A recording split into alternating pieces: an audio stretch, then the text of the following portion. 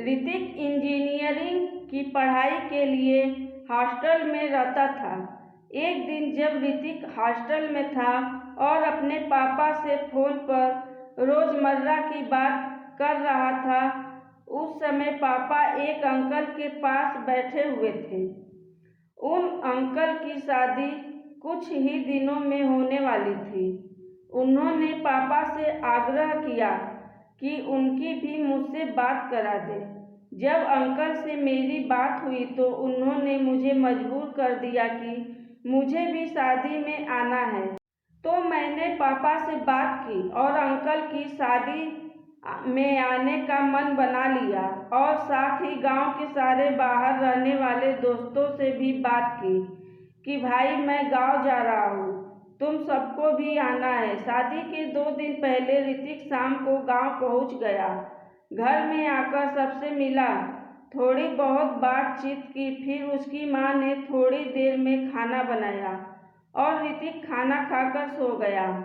अगले दिन ऋतिक सोचा कि चलो चाचा जी से मिलकर आते हैं। ऋतिक उनके घर की तरफ गया तो देखा एक लड़की किसी को मेहंदी लगा रही थी।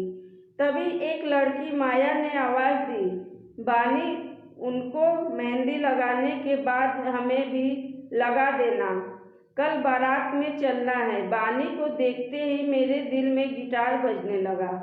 ऋतिक अपने बड़े भाई से पूछा, ये कौन है?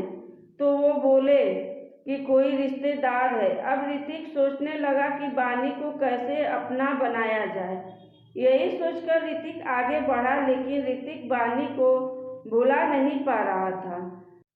अगले दिन चाचा जी बोले कि आज सब काम संभालना है। ऋतिक भी बोल दिया, ठीक है चाचा जी। ऋतिक काम के साथ साथ उस लड़की को भी ढूंढने में लग गया।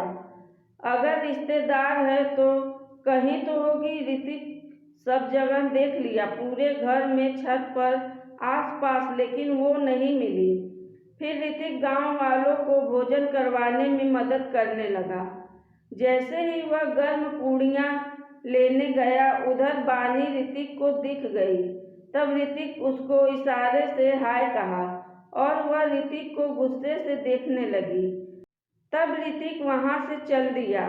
फिर अगले दिन सब लोग बारात में गए तो कुछ लड़कियों के साथ बानी फिर ऋतिक को लहंगा और चुनरी में दिखी।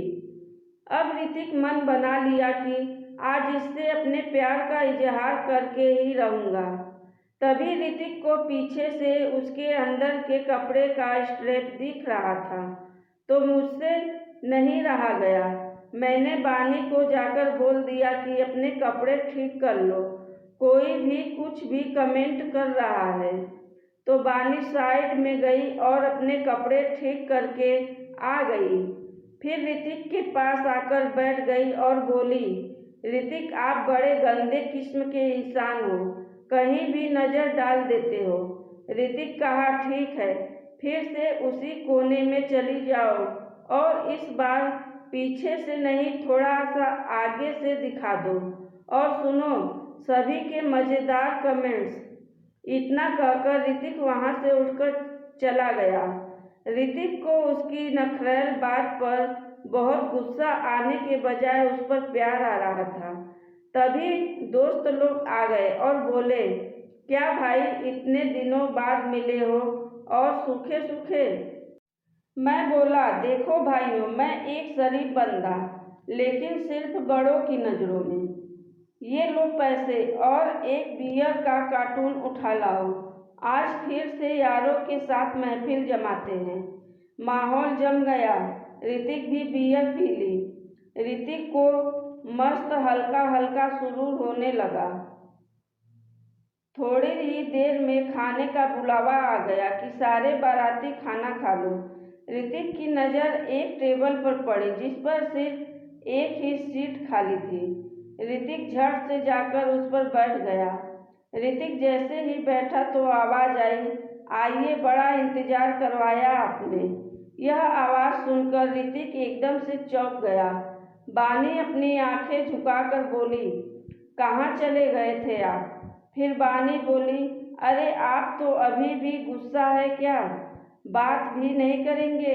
ऋतिक, सच कहूँ तो तुम्हारी आंखें देखकर मेरा गुस्सा गायब हो गया। बहुत खूबसूरत है आपकी ये झील सी आंखें, मैं इनमें कहीं खो गया था। ऋतिक शेर पढ़ दिया। कोई अगर है चांद सा खूबसूरत तो वो बस तुम ही हो, कोई और नहीं। बानी बोली, क्या बात है, आज तो शायरी की बारिश हो रही है। ऋतिक फिर शायरी बोला, ये कौन सा था जाम जो तूने आंखों से पिला दिया? बंदा तो एकदम सीधा साधा था, तूने सारा सिस्टम हिला दिया। बानी अब हंसने लगी और बोली, अब बहुत हो गया, खाना खा लीजिए, ठंडा हो रहा है। ऋतिक ने कहा, खाना तो खाएंगे, लेकिन एक शर्त पर। तुम भी हमें पसंद करती हो कि नहीं, अभी बताओगी? बानी बोली, पागल हो गए हो आप, अभी मुझे दुल्हन के पास जाना है। ऋतिक कहता है, ठीक है, फिर तुम खाओ खाना, मैं तो चला। तभी बानी ऋतिक का हाथ पकड़कर वापस बिठा लिया और निवाला तोड़कर बोली, अगर ये नहीं खाया तो मैं कभी तुमसे बात नहीं करूँगी। ऋतिक उसकी आंखों में देखा तो बानी शर्मा गई। क्या खूबसूरत था वो पल। दिल तो किया आज सबके सामने ऐलान कर दूँ, मगर उसकी इज्जत का ख्याल आते ही मन बदल गया और सोचा, चलो थोड़ा इंतजार और सही। फिर खाना खाकर ऋतिक अपने दोस्तों के साथ बिजी हो गया और बानी अपनी महफिल में व्यस्त हो गई। रात के 2 बज गए थे, मगर बानी कहीं नहीं दिखी। अचानक ऋतिक को गांव की लड़की ने आवाज़ दी। मैं उसके पास गया तो देखा कि बानी दुल्हन के घर के पीछे गांव की एक लड़की के साथ खड़ी थी। उस लड़की का नाम माया था। बानी माया से बोली, उधर देखती रहना, कोई आएगा तो बताना। माया ने उसी तरफ देखा कि तभी बानी ऋतिक को अपने पास खींच लिया। ऋतिक ने कहा, अरे माया है। बानी बोली, उसे अपने बारे में पता चल गया है और माया ही मुझे घर के पीछे लेकर आई है। फिर तो ऋतिक उसकी आंखों में देखने लगा। उसने अपनी आंखें बंद कर ली तो मैंने हल्के से उसकी आंखों को चूम लिया। फिर उसने धीरे धीरे अपनी आंखें खोली और बोली, यहाँ तक तो ठीक है, और सब कुछ शादी के बाद? ऋतिक भी अपनी सहमति जताते हुए बोला, ठीक है। ऋतिक फिर उसके दोनों गालों को किस कर दिया। बानी एकदम शांत खड़ी थी तो ऋतिक ने कहा, शादी तो मैं तुमसे ही करूँगा, घर वाले माने या न माने। अब दोनों बातें कर रहे थे तो ऋतिक ने एक बार माया को देखा तो वो दूसरी तरफ देख रही थी कि कोई आ ना जाए। ऋतिक की बात सुनते ही बानी ने अपने बदन को ऋतिक से एकदम चिपका दिया और फिर ऋतिक भी बड़े प्यार से उसे गले लगा लिया।